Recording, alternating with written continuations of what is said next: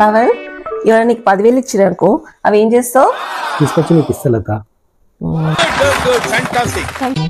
ఎవరైనా నీకు 50,000 ఇచ్చిరనుకో అప్పుడు ఏం చేస్తావు?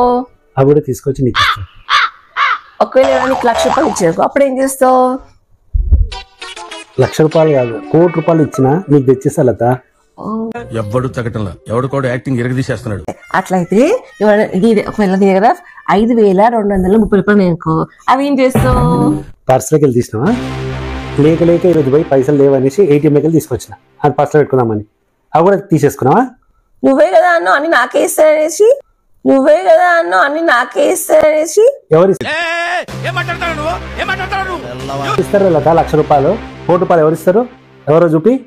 ఇంకోసారి పైసలు ఉంచేనే ఉంచా పర్సులా. పర్సులా నువ్వు ఇట్లా చేస్తావంటే ఇంకోసారి నేను అసలు ఒక్క పైసా కూడా తీసుకురా.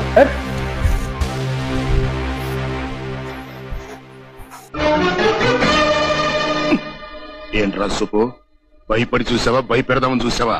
నేను కామన్ గానే చూశాను, నువ్వే కంగారు పడ్డావు.